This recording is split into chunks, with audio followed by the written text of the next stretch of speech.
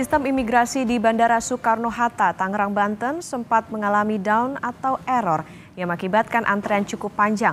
Ini akibat gangguan pada sistem pusat data nasional.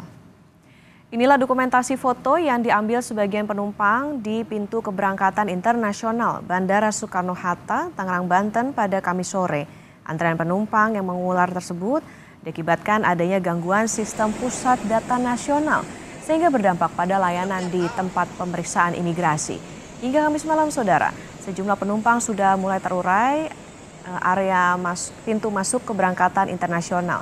Sementara penumpang yang baru tiba menyebut dirinya sempat tertahan selama kurang lebih 2 jam karena pemeriksaan secara manual yang dilakukan oleh pihak imigrasi. Imigrasi dari setengah 5 sampai jam 7. Katanya ada apa, Bu? Itunya error sistemnya, terus mesin yang otomatis itu ya nggak bisa ya. Berarti manual, Bu? Iya, manual semua, jadi numpuk semua tuh. Tapi kondisi sekarang bagaimana? Tadi sih masih penuh tadi, yang nggak tahu ya sekarang ya. Tadi sih padat. Manual? Manual semua jadinya. Yang itu mesin itu nggak berfungsi sama sekali, semua berderet doang, percuma.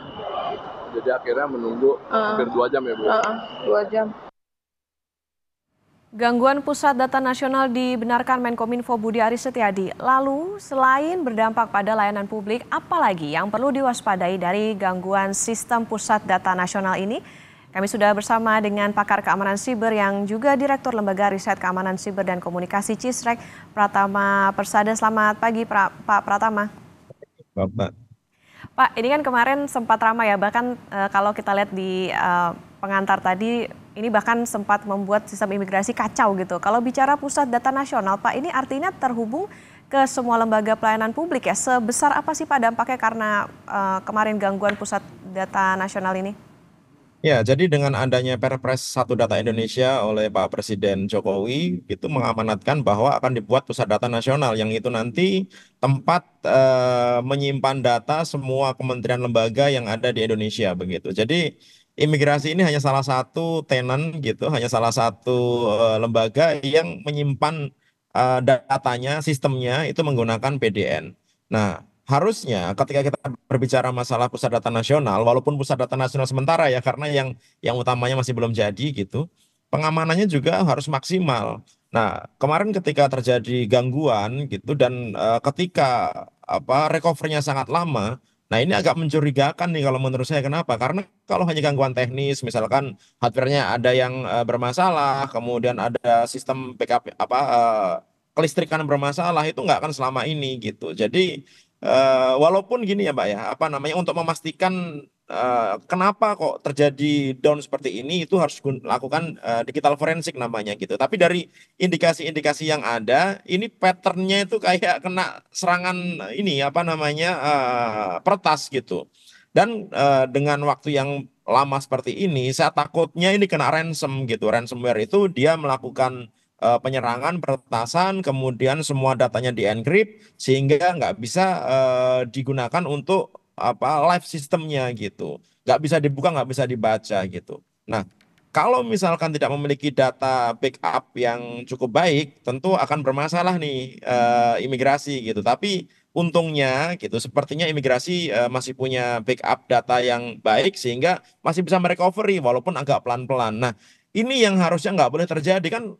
Beberapa waktu yang lalu imigrasi juga sempat diretas kan, ada 34 juta data paspor yang juga diambil oleh hacker. Nah, pertasan-pertasan seperti ini selain mengganggu layanan masyarakat, dampaknya nanti kalau misalkan peretasnya ini bisa mengambil data, mencuri data, akibatnya apa? Data masyarakat lagi yang akan bocor.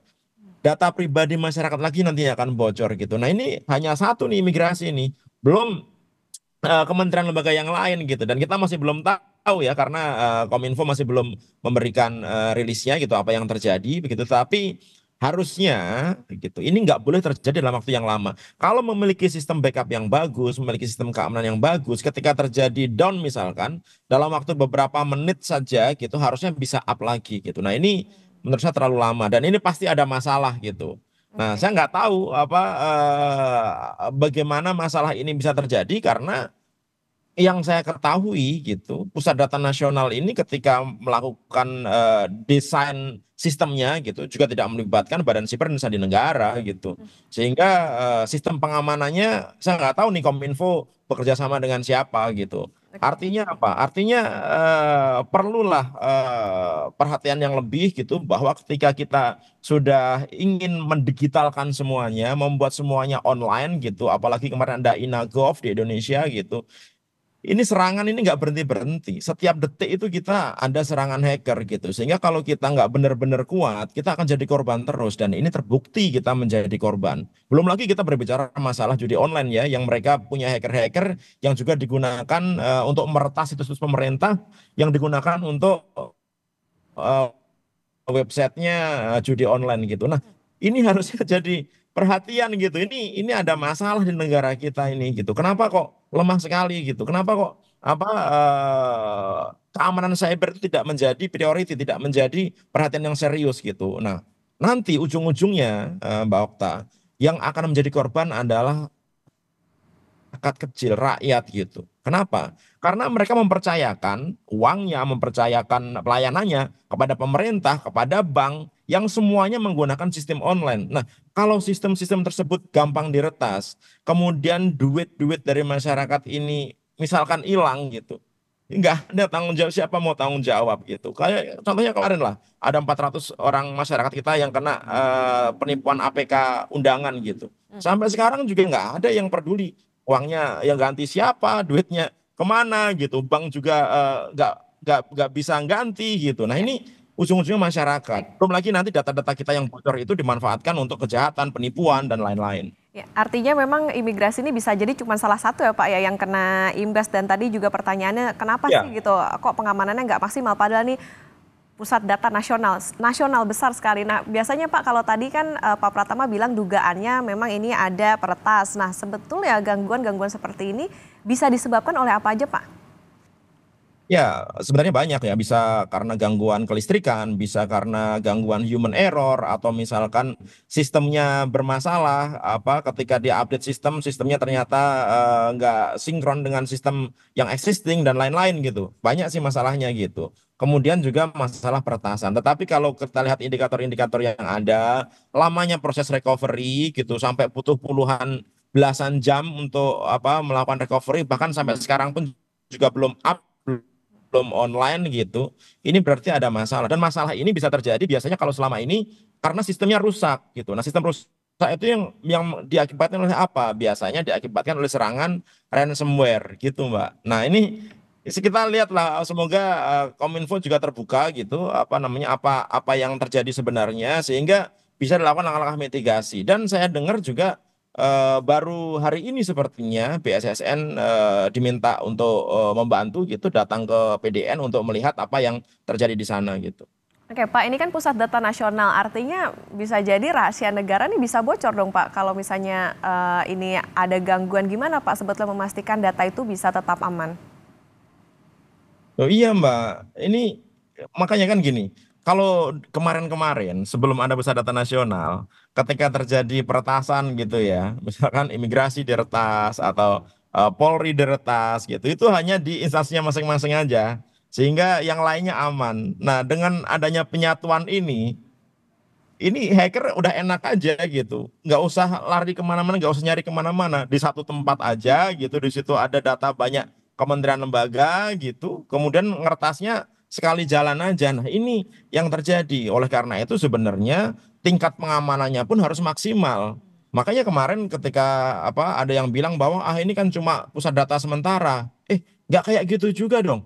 Mau pusat data nasional sementara, mau pusat data nasional beneran begitu, data-data yang disimpan di dalamnya kan data-data beneran. Tadi Mbak Okta bilang data rahasia. Iya dong. Data-data pemerintah itu adalah data-data konfidensial yang harus dilindungi gitu. Belum lagi nanti kalau misalkan ada data-data misalkan dari Badan Intelijen Negara gitu misalkan, atau dari aparat penegak hukum gitu, atau dari KPK gitu misalkan. Itu kan rahasia negara yang harus dilindungi gitu. Sehingga pengamanannya harus maksimal. Jadi maupun baik pusat data nasional sementara atau pusat data nasional sama-sama harus dilindungi secara maksimal. Nggak boleh ada pembedaan gitu. Nah, Ini yang kadang-kadang salah kaprah, mentang-mentang PDS ya sudahlah biasa aja lah, kan nggak kayak gitu, nggak boleh gitu, karena isi datanya itu sama. Nah, oleh karena itu kenapa saya bilang bahwa keamanan cyber itu harus jadi priority, bukan hanya jadi omongan saja. Sekarang aja kalau kita cek ya Mbak Okta ya gitu, misalkan kita